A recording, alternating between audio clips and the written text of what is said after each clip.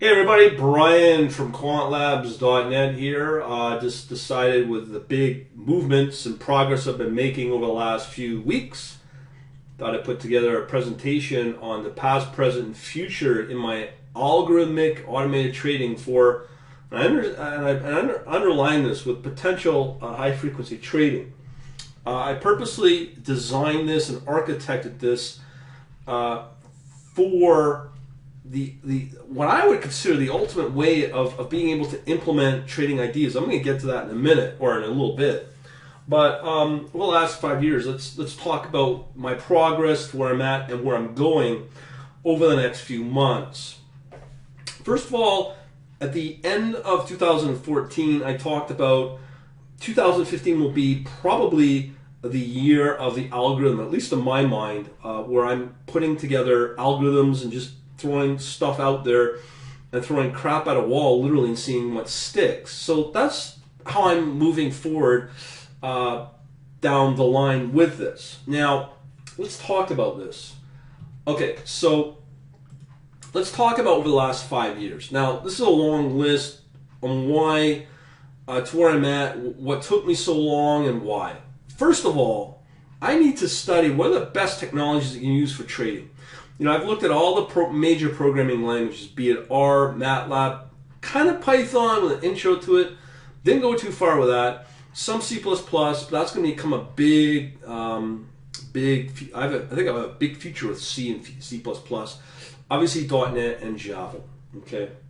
I studied kind of last summer the fundamental of math, trying to understand, you know, the basics, high school math of calculus, algebra, probability, all the important things that you need to make you somewhat successful to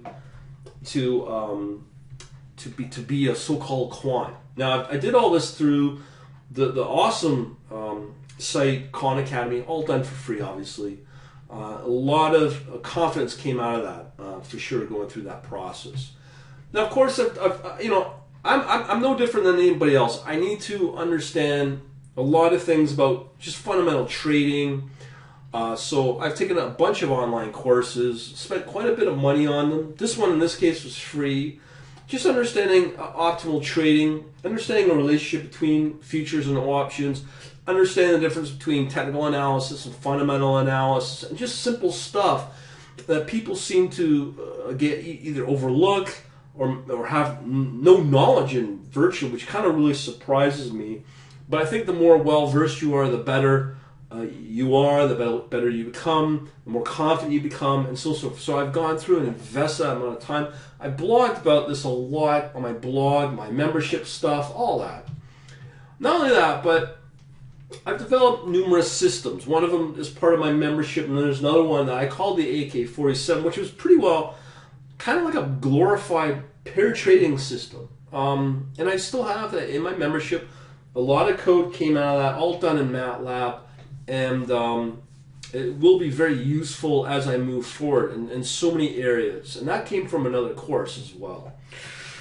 Now, not only that, but last things that people seem to forget about are understanding risk management, very critical to keep you in the game of trading, and understanding how to really manage your money and your portfolio, understanding risk management and being able to optimize your portfolio, as I said, to keep you in line so that you're meeting your targets, you're trading within certain thresholds, and you're allocating the proper amount of capital to that scenario you're in. When you look at things like weight allocation, Kelly criterion, how is your winning and losing ratio? Will the system take away money from you if you're constantly going through a potential drawdown mode all the time, which obviously means you will blow out your account, which obviously you don't want to do. So you can develop systems that will monitor that and be able to protect your portfolio so you don't lose your portfolio. Everyone seems to think, what is the number one goal in trading? Everyone's going to say, well, making money. No, making money is number two, your second goal. Your number one goal should always being able to retain your portfolio and never lose money. That's your number one goal. So there's a huge emphasis on this. I would actually say that your trading strategy represents maybe 10% of your entire system and your entire workflow as you build out some kind of quantitative independent trading business. This part here, the risk management and optimization, is so critical.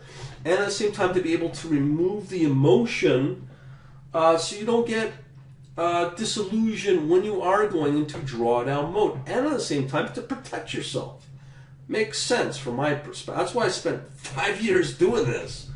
All right, now, this is still pretty daunting, but I've spent a lot of time going through all kinds of data providers and APIs coming from various automated trading brokers.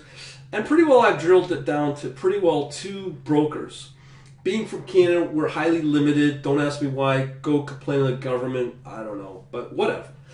But the two brokers that I really like are Awanda and Interactive Brokers. And of course my favorite, an all-time favorite, most likely to be IQ Yeah, IQ is expensive, but with the other crap that I've looked at, like active, active, whatever, they're pretty well just incomplete solutions where IQ got it right, where you have a complete menu set of options to be able to get access to the data that you want, and for whatever asset class, and it can be done both in real time and historical, and it's still affordable, as opposed you don't have to go out and get professional data from like a Reuters or a Bloomberg. Now let's talk about the APIs, Awanda and Interactive Brokers.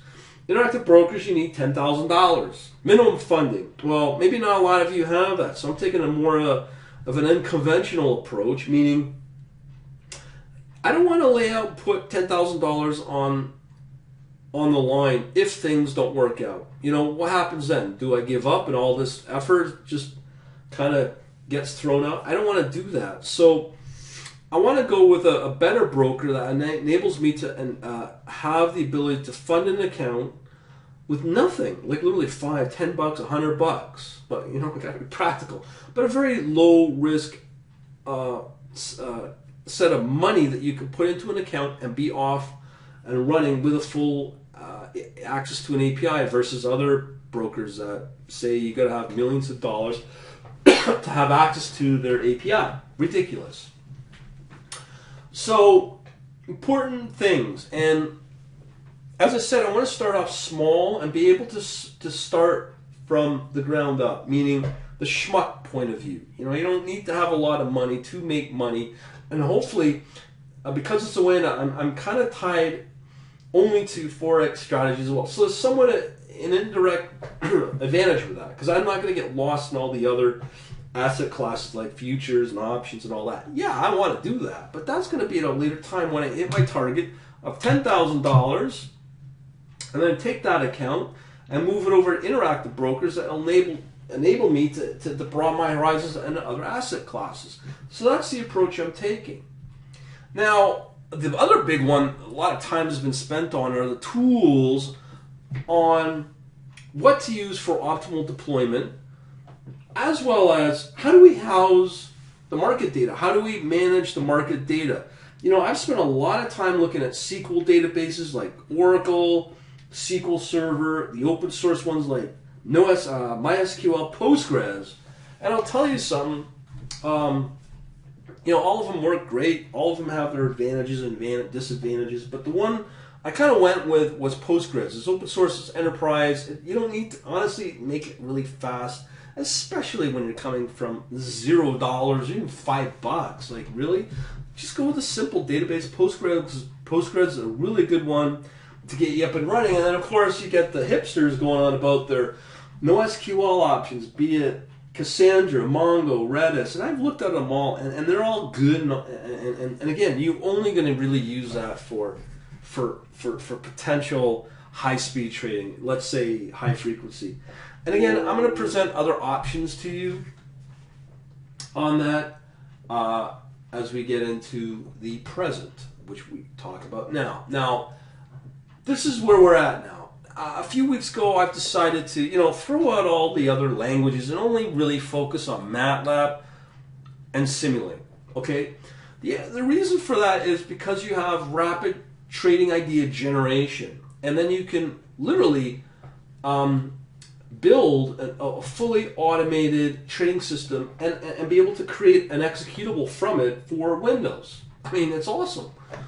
And at the same time, because of that, I can now focus on studying the optimal trading patterns, optimal trading indicators, and of course that leads us into entire potential trading strategies and automated or algorithmic-based trading systems. Now, what you also got to consider when you're studying all this is what optimal time frames are we talking about? What market asset classes are we talking about? And at what point do we apply them, all these different strategies and indicators to? I mean, this is what we got to study. And not only that, but because we're building our own trading systems, we have to know how to leverage code that can be generated from tools like a MATLAB or a Simulink, and take that code, be it in C, C++, and or FPGA, HDL, hardware description language, deployment for high-frequency trade. Now, I've talked about this in the webinar. I'm not going to get into that in detail. But the cool thing about Simulink is you can take your idea, deploy it into a visual representation in Simulink, and then at the same time be able to bang out your C, C++, or your HDL code. Very powerful. I knew about this years ago, and that is why I've thrown out all these other languages with what MATLAB can deliver, so many options, and be able to have this type of feature at your fingertips is very powerful. Okay, so let's talk about leveraging the highly advanced trading system that we can build, again, thanks to the power of Simulink.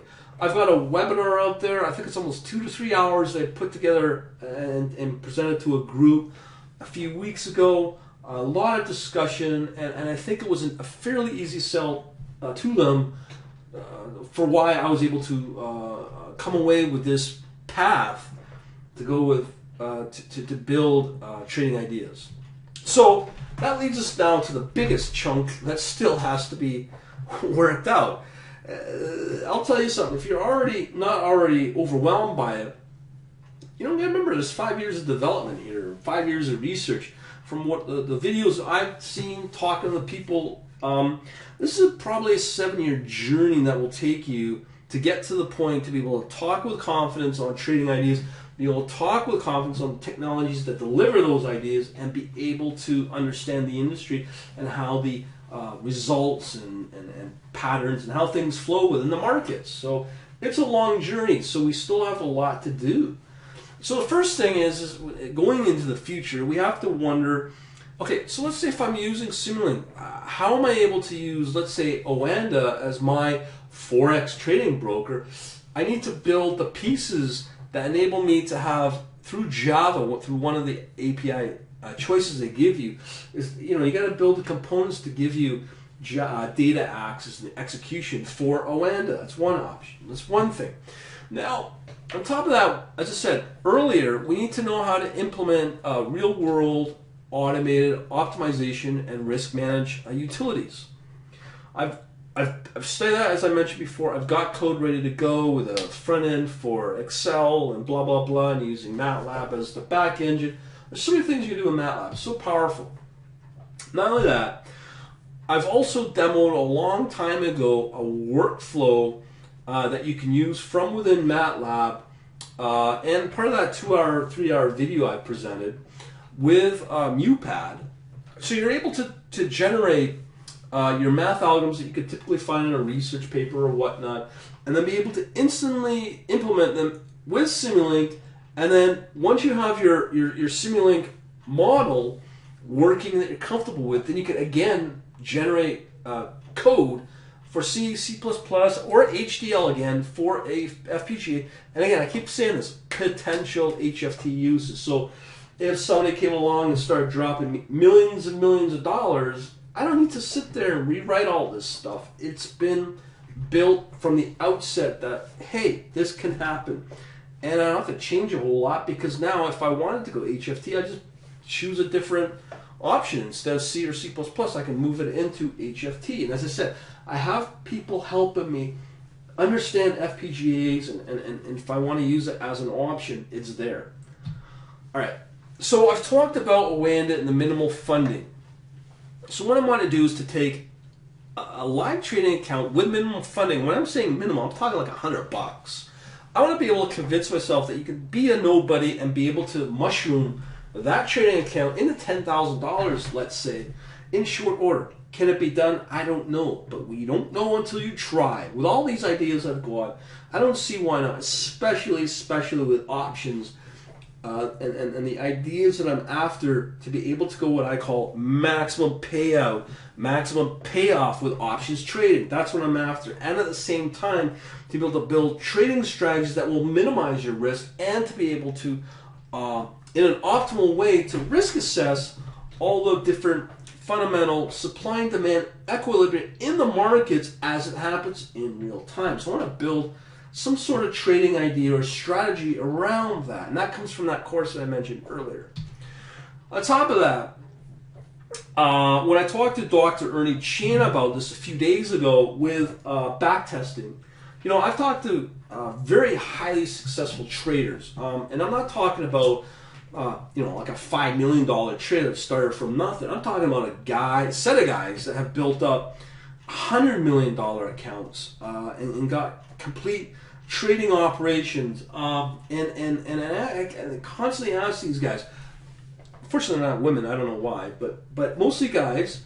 How are they, like? What are the philosophies? And the common thread that comes away talking to these guys is they don't believe in backtesting. So I asked Dr. Ernie Chan on it, and his answer was brilliant, because I've seen guys that are just starting out, maybe quitting a job, trying this out, trying to write a trading system and spending literally years on it.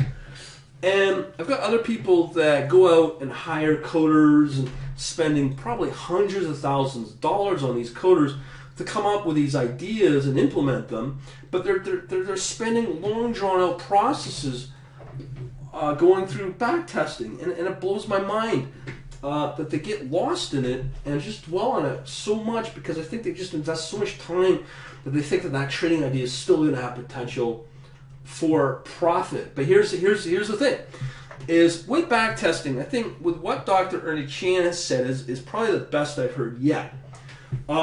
Is that you use backtesting just for one purpose, to try to instantly test a trading idea and reject it.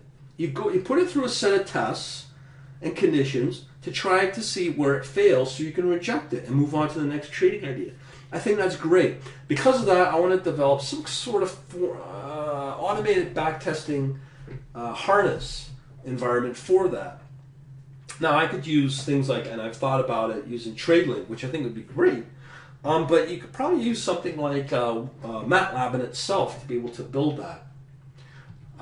So ultimately, what I've worked on is to have what I call battle of quant trading strategies. You know, all the different things like Bayesian and crap. There's so many of them. Markov chains and blah blah blah blah. Wouldn't it be cool if you could do a full suite of testing on these, be able to figure out what are the optimal time frames, what are the optimal market asset classes that you could use, and what are the set of conditions that you can use these for these type of more advanced trading strategies. So I'd love to be able to go through that process, but that would be a very lengthy process. Now, up until last week, I thought, whoa, I've got everything under control. Well, when I was watching a video from Tim Grittani, which he learned from Tim Sykes, and I could go on about Tim Sykes and his ability, but one thing that blew me away was from one of the people that I Skype with quite regularly, is understanding level 2 order analysis. You can do so much when you understand level 2 data, considering the amount of the amount of demand and on the bid and ask on those spreads on whatever asset you're watching. And especially when you start working with Greek analysis using what I call option chain data, that you've probably maybe seen me go on about on through Yahoo Finance. So that's just level 2, but there's another element on the underlying pinnings of that is understanding the microstructure of the trading execution and the different types of market exchanges and when to use what. You know, you got dark pools and all that. I mean, we're talking very advanced stuff, but this sort of analysis will take probably months in the least, but probably most likely years to understand this sort of stuff. And there's courses out there, thankfully, that have that. Now, of course, as we roll out all types of strategies and ideas, and if they prove to be profitable, the one thing that you will never ever get with any trading system, because of licenses, be it retail or even the institutional ones like Trading Technologies or Deltix, you're always going to have bottlenecks because of the licensing. But because we're using the methodologies I've talked about earlier, we now have the ability to scale to infinity. We have the source code, so we can scale to infinity. And what does that enable you to do? Well, we want to make boatloads of money. Money, money, money, money, money. That's the whole idea. That's the game plan. On top of that, what we want to do is we want to be able to retire into oblivion, become a fat lazy cat so we can burn fireplaces with cash to heat 30,000 square foot mansions found throughout the world. Wouldn't that be awesome? And of course, we want to be able to say that is what we call world domination. So hopefully, with the past, present, and future, you get an idea of the vision, and you can come along and see where it goes. And believe me, if there's so many failures along the way, and there will be, hopefully it will somewhere lead to some sort of success. But you have to be driven and highly motivated to enable this. Hopefully you like this presentation, and I'll talk to you soon. If you got any ideas or any comments, let me know via my usual social media channels or on YouTube or on my blog. I'll talk to you later.